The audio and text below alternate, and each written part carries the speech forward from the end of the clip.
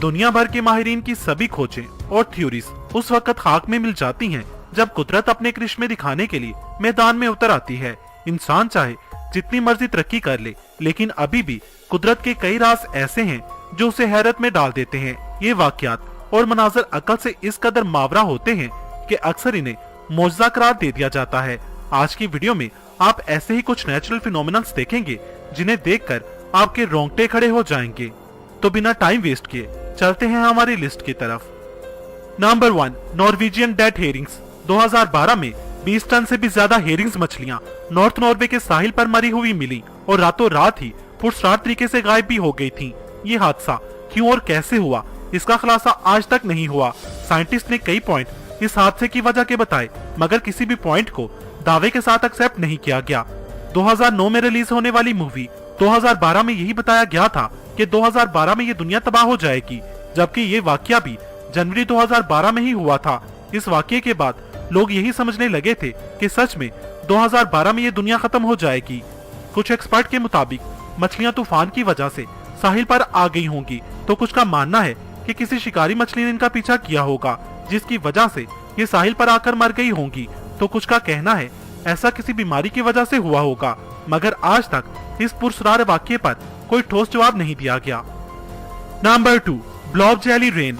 7 अगस्त 1994 में वाशिंगटन के ओकविले नामी शहर में सुबह 3 बजे अनोखी बारिश देखने को मिली। इस बारिश में जेली या जेलेटिन जैसी गाढ़ी चीज आसमान से जमीन पर गिरी। ये ट्रांसपेरेंट जेली जैसा मादा बारिश के साथ जमीन पर गिरा। इसे ब्लॉब जेली रेन का नाम दिया गया। ओकविले के 20 स्क्वायर माइल के एरिया में सिर्फ 3 हफ्तों के दौरान 7 बार ये बारिश देखने को मिली, जो बाद में जमीन में डिसॉल्व हो गई। इस जेली जैसे मादे को जिसने भी छुआ वो बुखार, सांस लेने में तकलीफ और सर्दी जुकाम जैसी बीमारी का शिकार हो गया और इन मरीजों को ठीक होने में कई महीने लगे। वहीं कई कुत्ते और बिल्ली जैसे जानवर इस बारिश की वजह से मौत के मुंह में चले गए थे।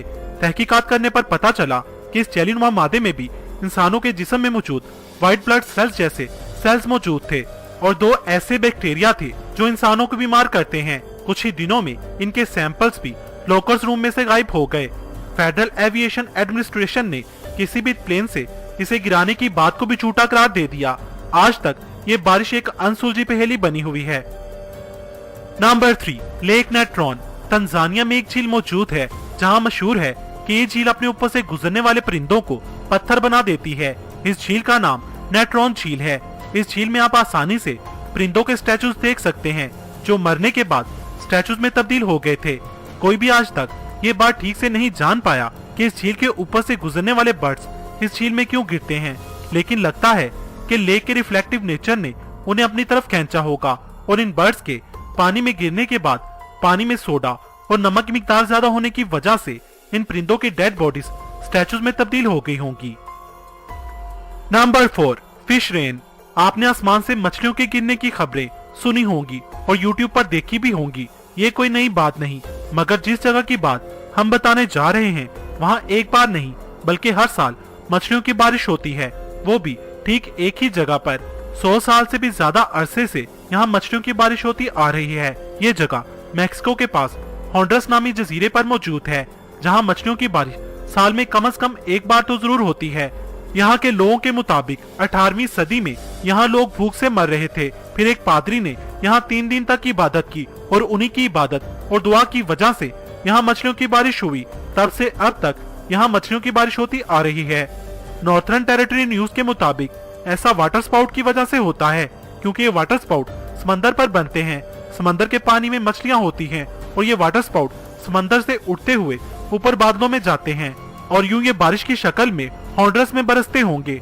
मगर यहाँ सवाल ये पैदा होता है कि समंदर से 200 किलोमीटर की दूरी पर मौजूद होंडरस में एक ही शहर में ये मछलियों की बारिश कैसे होती है, और अगर ऐसा होता भी है तो मछलियों के साथ दूसरे समुद्री जानवर क्यों नहीं गिरते, जैसे कि मेंढक और केकड़े वगैरह।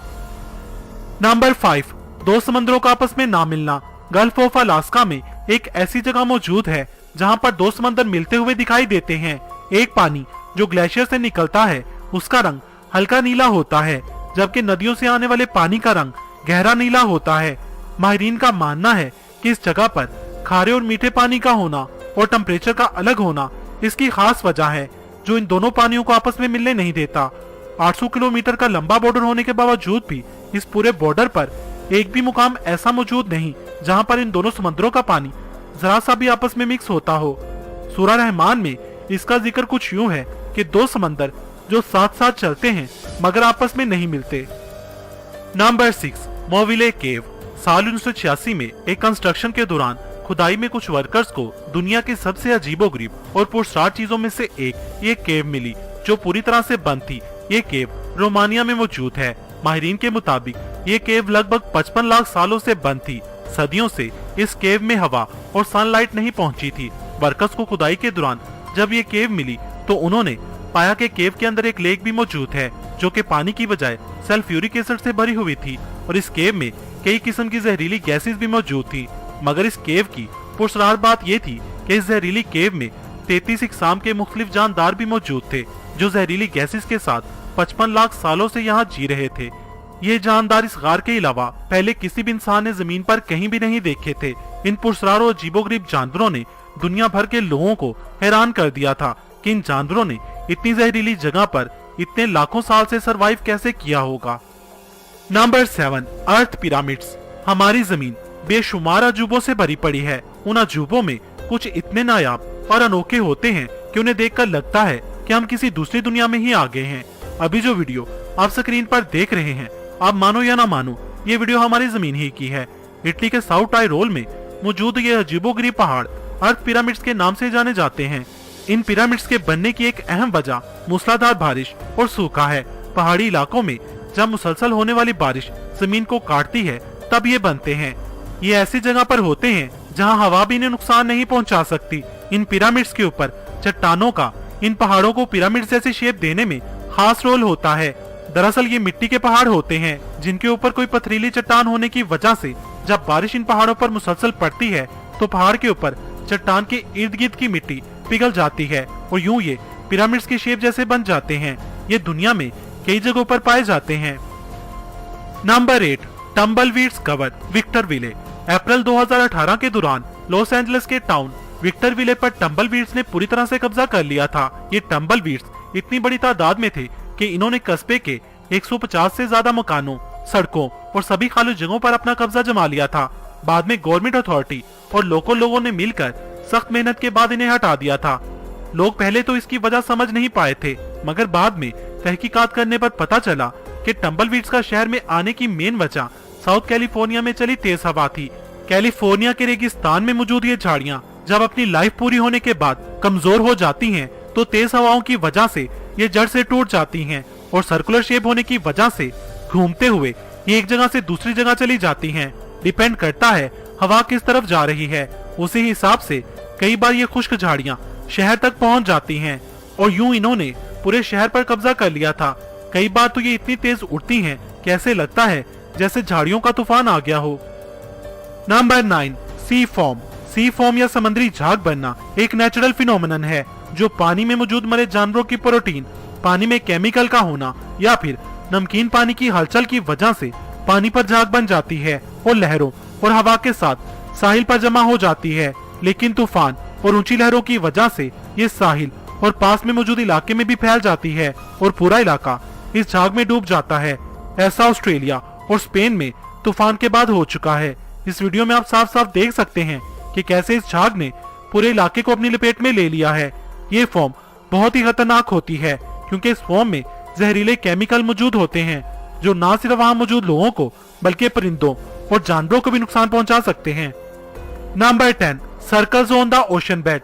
जमीन पर मौजूद क्रॉप सर्कल्स जिन्हें पुरस्कार डिजाइन कहा जाता है, इनसे तो आप अच्छी तरह वाकिफ होंगे ही, जिन्होंने साइंटिस्ट को लंबे अरसे तक परेशान किए रखा था।